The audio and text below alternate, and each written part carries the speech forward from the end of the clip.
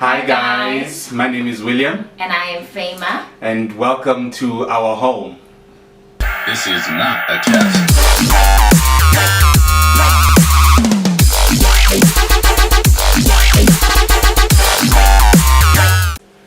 So welcome to The Great Expectation. My wife will be talking about just simply how we met and her expectations, but this is what I want you to take from this. Most of the times we have expectations. We have dreams of the type of husband, the type of wives that we want to get married to. But at the end of the day, we seem to suffocate the idea that God has a plan for us in our marriage. We seem to suffocate the fact that I might become better if I get married to the type of person that God wants me to marry. And you know, this grocery list made of the different characters of the type of person that I want to get married to or you want to get married to seem to take you away from what you can achieve or what you can become. So be wise when it comes to your expectations. I know that I never had expectations. I never had a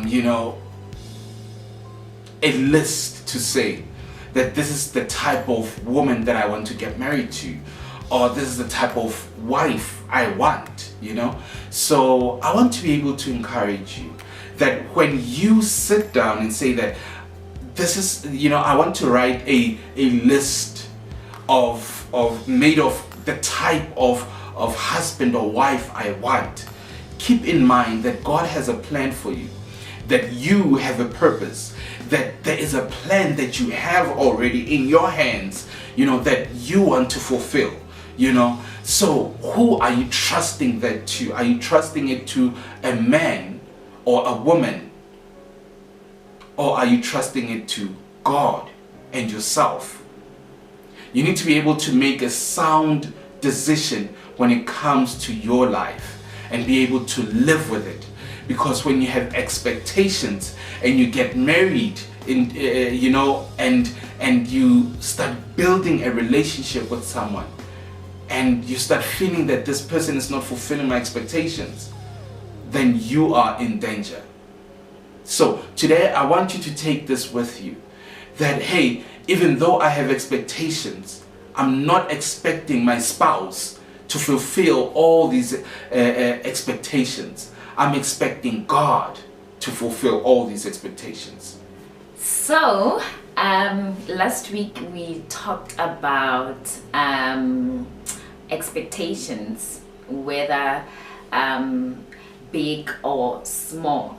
I remember that we did what do you call this, an icebreaker, where we were like, okay, did you expect, or do you think your lobola should be big or small, your wedding, your house, and we started talking about expectations, and we saw the need to have a part 2 for the expectations, and the part 2 part of the expectations were more about now us sharing our personal expectations and what we have learned from our personal expectations, not just only generalizing it, but also talking about our expectations.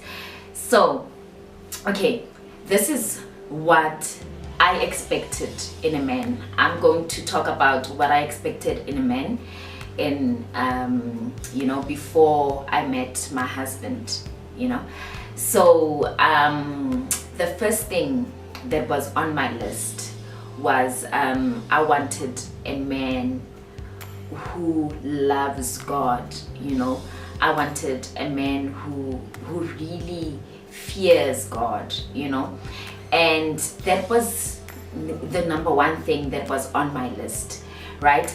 Then the number 2 thing, I wanted a man who will nurture me, And by that I mean that I wanted a man who will bring out the best in me, you know, a man who will be able to, you know, affirm me, a man who will be able to support me, you know, and just bring out the best out of me, you know.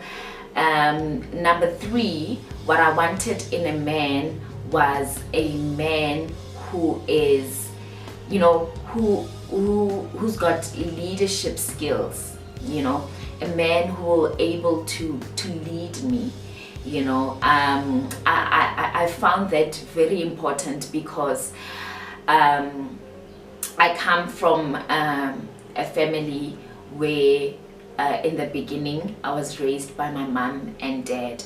So now when my dad passed away, you know, I saw the need of you know, having a person who will be able to lead the family, you know.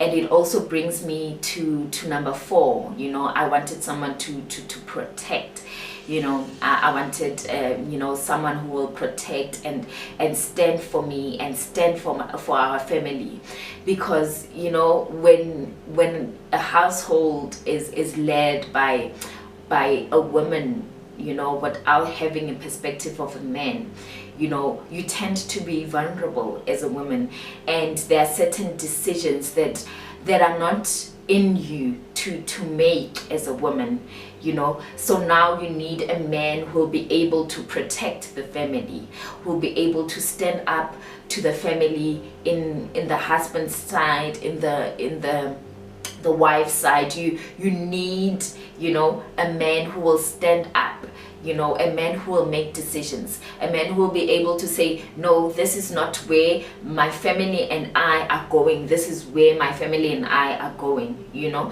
So I saw, you know, that importance, you know, in my family. So that's why I wanted a person who will protect us.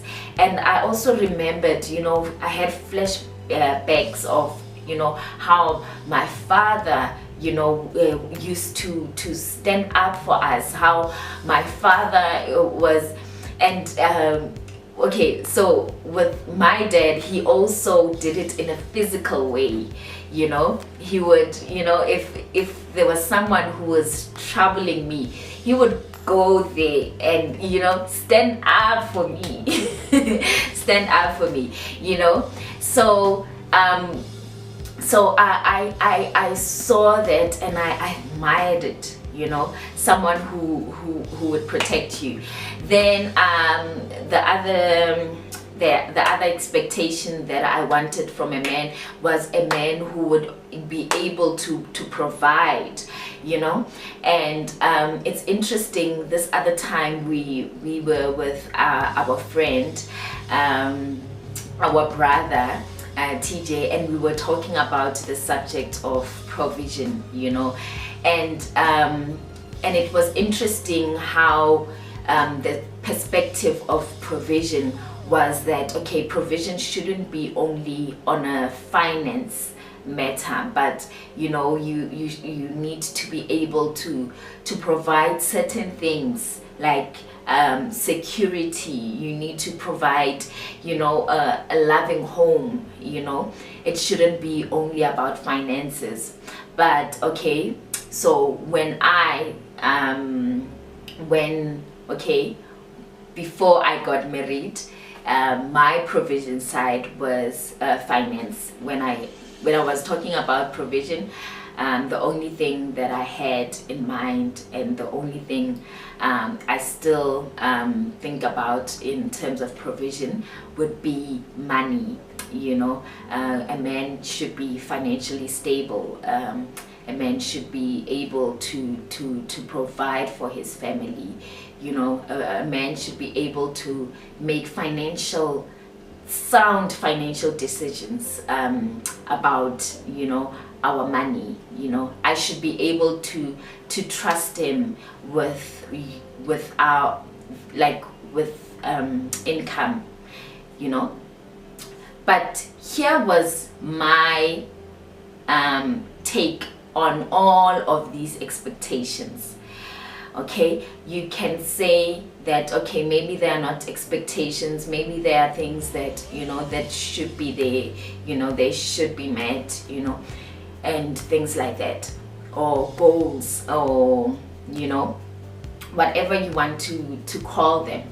So with me, what I decided before I got married, that who's going to actually realize them, who's going to actually make my expectations come into a realization.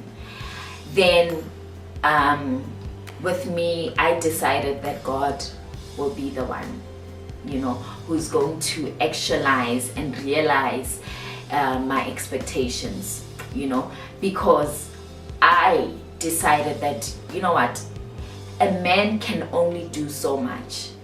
I realized from, you know, seeing, you know, the expectations that people that I knew, you know, who were married, you know, who were looking to get married, you know, I got to see that if you place that whole responsibility on your husband to realize those expectations, you are going to be a frustrated somebody.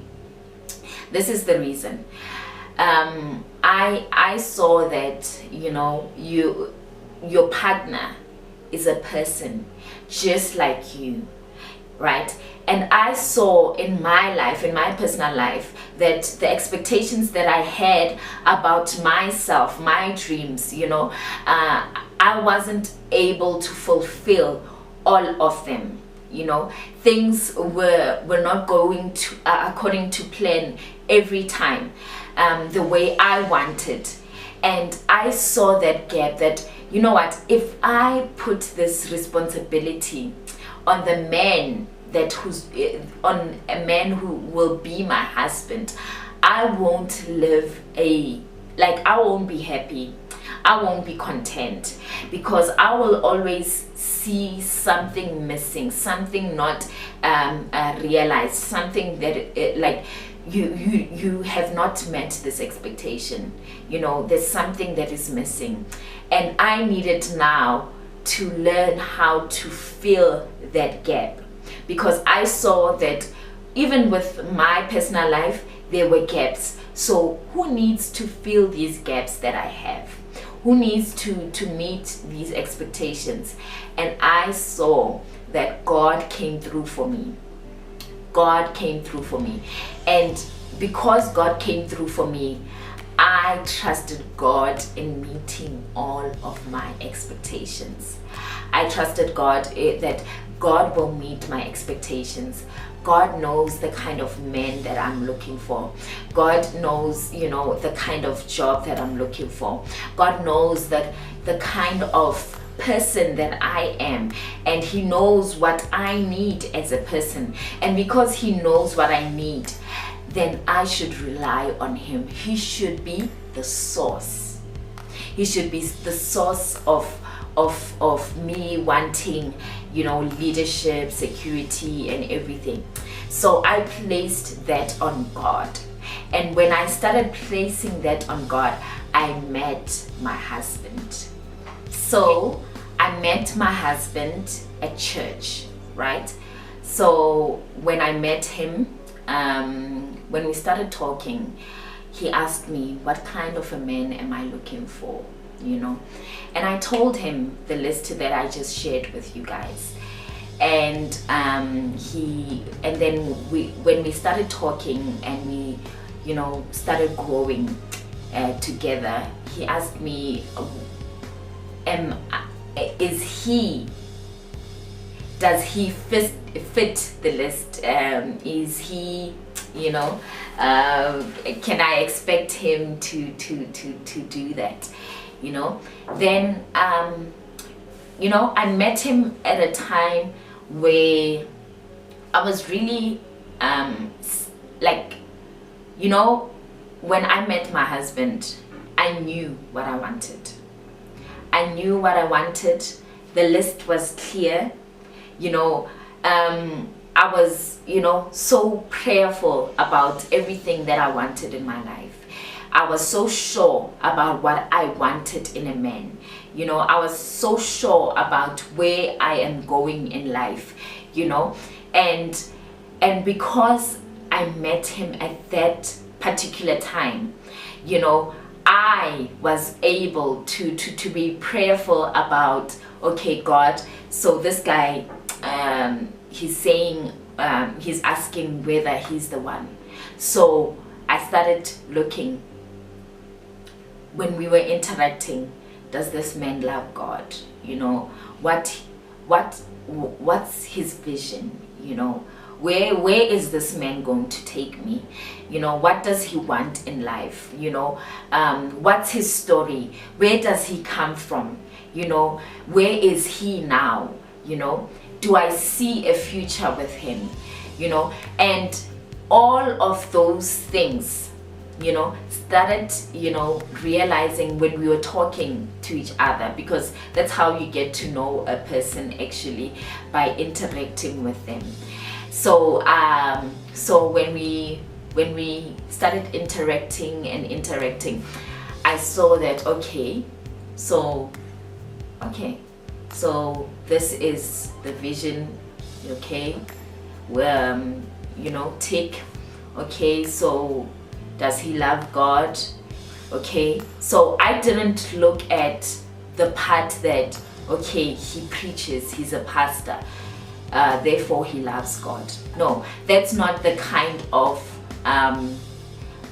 thing that I was looking for. You can be a pastor, you can preach, but you need to love God. You need to fear God. And how did I see that? Okay, so when we were interacting, when you were asking him, what is your plan?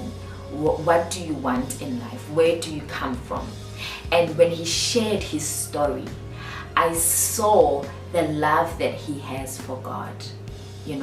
I saw the love that he has for God. I saw the passion that he has, for people. I saw I saw so many things that were pointing me, to God, that were pointing me to Jesus, that, okay, this man really does love God, and that is my number one thing. That is my number one thing. And I fell in love with the number one thing.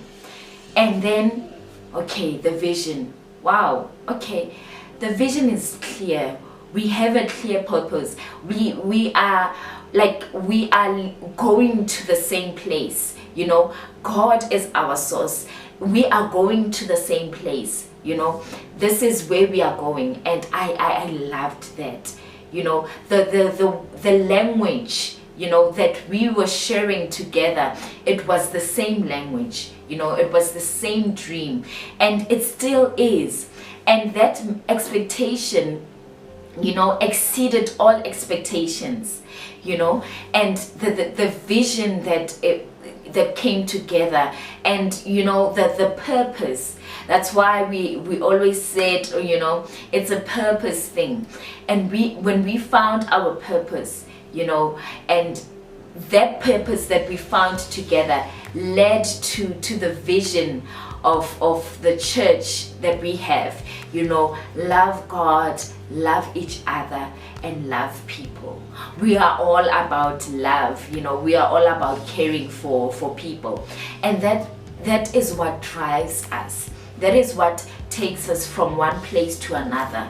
Love, are we building our relationship together? Love, are we building our relationship with the people that are around us? Are we intentional about the relationships that we have with other people? Love, did you call her? Did you check on her? Are you sure she's fine? That's the relationship that we have, and I love that. And that met my expectations. And I know that there were expectations of, the the kind of wedding that I wanted. There were expectation that, okay, after we get married, this is where we need to go and live. That didn't matter, because I had what I really longed for, and because that longing was filled, I think that I didn't care rather about the garden wedding, and because of that, like I said last week, I started thinking that, okay, if the finances are not there, we can't have it, and that's why I didn't want us to focus more about the money, about the garden wedding, about the pictures. So I just immediately I flipped from that, because if we can't afford it, there's no point in having it. And that has always been my motto, even when I was growing up. If I can't afford it, if my mom can't afford it, then I don't want it. Why want something that I can't afford, or that my mom can't afford? So I that was instilled in me, when I was young. If we can't afford it, I don't want it. And I think that helped me in being able to manage my expectations. I don't want something I can't afford. I'm sorry. I like it doesn't gel well with me, because I feel like I'm setting myself up for failure, and I don't like failing. So I just, that is just me, and that's what I want, and what has been instilled in me for a very long time. And because that was instilled in me, I knew that, okay, this is what I want. Thank you.